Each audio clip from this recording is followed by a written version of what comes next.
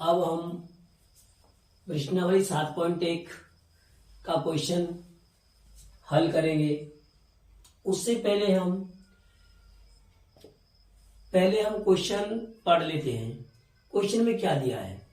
Question कह रहा है कि चतुर्भुज ACBD में AC बराबर AD है और AB, ये जो AB भुजा है वो ये पूरा जो कोण A है ना, उसको कोण A को समद्विभाजित करती है। समद्विभाजित का मतलब होता है सम माने समान होता है, द्वि माने दो होता है, भाजित माने बांटना।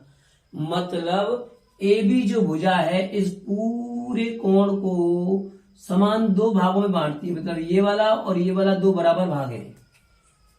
और कहता है फिर सिद्ध कीजिए या दर्शाइए कि त्रिभुज ABC, मतलब ये कह रहा है कि ये वाला त्रिभुज ABC, ये वाला बनी आकृति ये ऊपर सर्वांग सम त्रिभुज AB और यहाँ D पॉइंट है, ये वाली आकृति, ये दोनों सर्वांग सम है। और ये सिद्ध करना है। उसके बाद आपको BC और BD के बारे में, मतलब BC ये और BD के बारे में बताना है कि ये कैसी है। तो सबसे पहली बात तो ये है कि इस चित्र को समझें। अगर हम इन दोनों त्रिभुजों को लेंगे, जैसे कि त्रिभुज ABC हो गया और त्रिभुज ABD हो गया, अगर इन दोनों को लेते हैं तो ABC ये त्रिभुज हो रहा है, ये वाला, ठीक है। अब त्रिभुज ABD ये हो रहा है, तो इसमें सबसे पहली बात तो ये है कि ये जो साइड है ना AC, वो किसके बराबर दी हुई है? AD के बराबर। और ये जो कोण दिया हुआ है ना, ये वाला कोण दोनों बराबर है।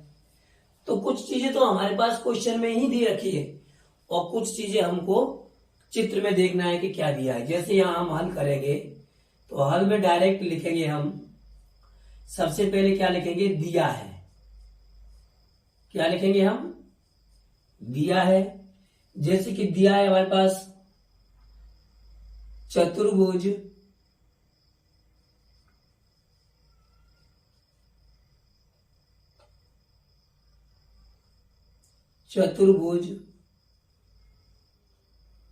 ACBD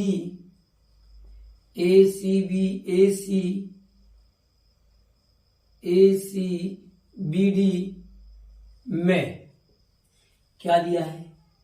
एक तो दिया है AC बराबर AD, मतलब ये वाली भुजा AC और ये वाली भुजा AD दोनों बराबर है, ठीक है। और AB कोण A को समद्विभाजित करता है, मतलब A ये पूरा कोण था तो ये AB जो भुजा है ना, उसको ये वाला कोण बराबर बांटती है। तो ये वाला ऊपर वाला कोण हो जाएगा BAC और नीचे वाला हो जाएगा BAD।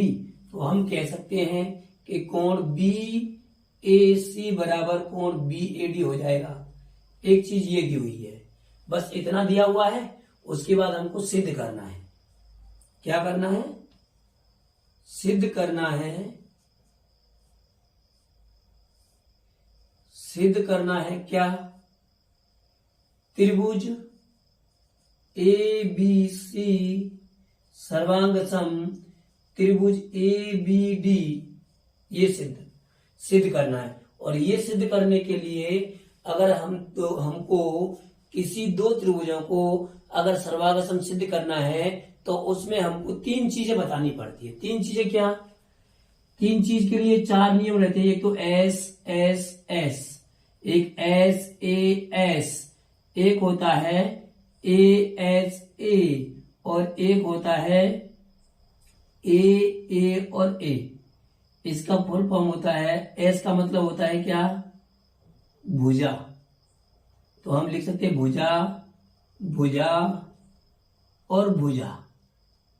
तो इसका मतलब ये होता है कि अगर हमारे पास तीनों भुजाएं बराबर है, या हमारे पास एक भुजा और एक कोण और फिर एक भुजा ये भी बराबर, तो भी हम लिख सकते हैं कि सर्वांग सम है।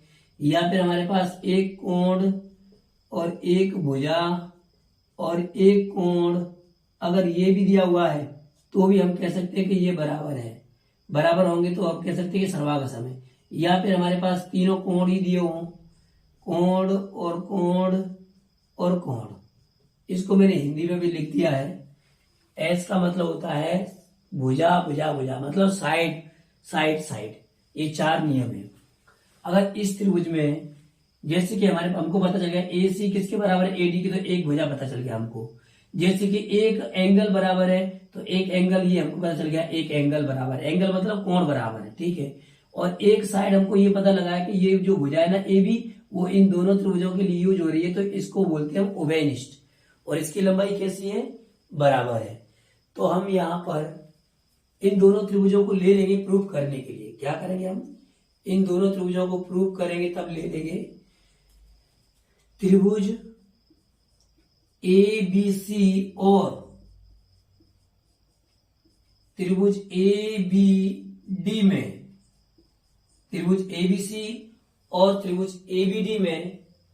अब हम ये देखें कि हमारे पास है क्या त्रिभुज ए बी सी और ए बी डी में। तो त्रिभुज ए बी सी ये रहा, ए बी डी ये रहा। इसमें हम ये देखेंगे कि इसमें क्या चीजें बराबर है। 4 रूल्स दिए हुए हैं, या तो कोई 3 भुजा बराबर हो, या फिर कोई एक भुजा और एक कोण और एक भुजा। तो इसमें 2 भुजा और एक कोण बराबर हो तो कह सकते हैं कि सर्वांग सम है, या इसमें 2 कोण 1 भुजा बराबर हो तो भी हम कह सकते हैं कि बराबर है, मतलब सर्वांग सम त्रिभुज है। अगर तीनों कोण ही बराबर है तो भी हम कह सकते हैं कि ये सर्वांग सम त्रिभुज है। तो ये हमको लेके आने पड़ेंगे। तो जैसे कि हमारे पास पहले से दे रखा, ये वाली भुजा ए सी ए डी के बराबर है, तो ए सी बराबर ए डी दिया हुआ है, तो हम लिख देंगे ए सी बराबर ए डी।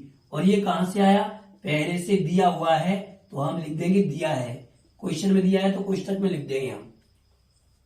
उसके बाद एक कोण ये दिया हुआ है जिसका नाम है कोण बी ए सी बराबर का एक किसके है, कोण बी ए डी। ये दिया ना बी ए सी बराबर बी ए डी, क्यों, क्योंकि जो ए बी भुजा है ना उस इस कोण को बराबर भागों में बांटती है। तो देखो ऊपर वाला बी ए सी ये बन गया ऊपर वाला, बी ए डी ये नीचे वाला बन गया। उसके बाद में ये कहां से आया, ये भी क्वेश्चन में ही दिया है कि भुजा ए बी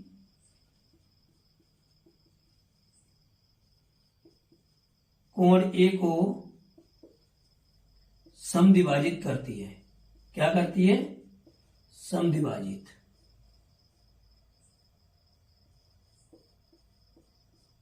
करता है, ये यहां से आ गया ए बी भुजा से, यहां पर कोण लिखा हुआ है, ठीक है। अब बात करते हैं हम, एक चीज की जरूरत और है।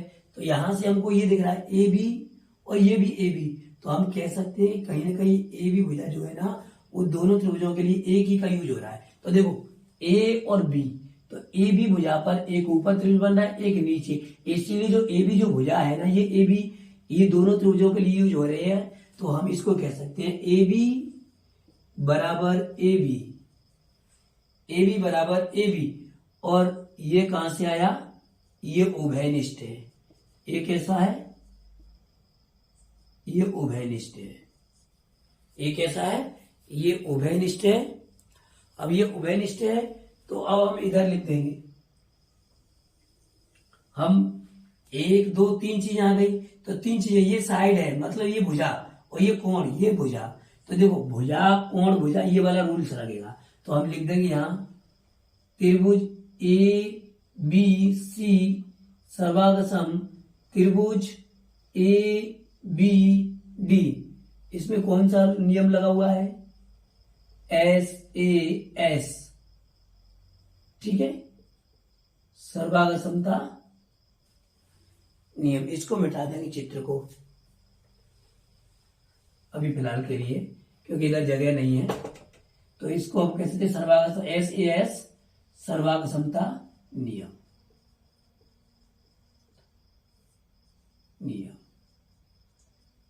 और देखो ये मिल रहा है एस ए एस, भुजा कोण भुजा, भुजा कोण भुजा, एस ए एस सर्वांग समता नियम। हम कह सकते हैं, इसको लिखना नहीं है, ये समझने के लिए था। अब हम कह सकते हैं कि ये त्रिभुज, देखो त्रिभुज ए बी सी सर्वांग सम त्रिभुज ए बी डी आ गया, ये सिद्ध हो गया। और कह रहा है बी सी और बी डी के बारे में। तो देखो बी सी जब ये सर्वांग सम हो गया तो सर्वांग सम की परिभाषा ये कहती है कि इसकी संगत भुजा बराबर। तो बी सी की संगत क्या है, बी डी, तो बी सी बराबर बी डी हो जाएगा।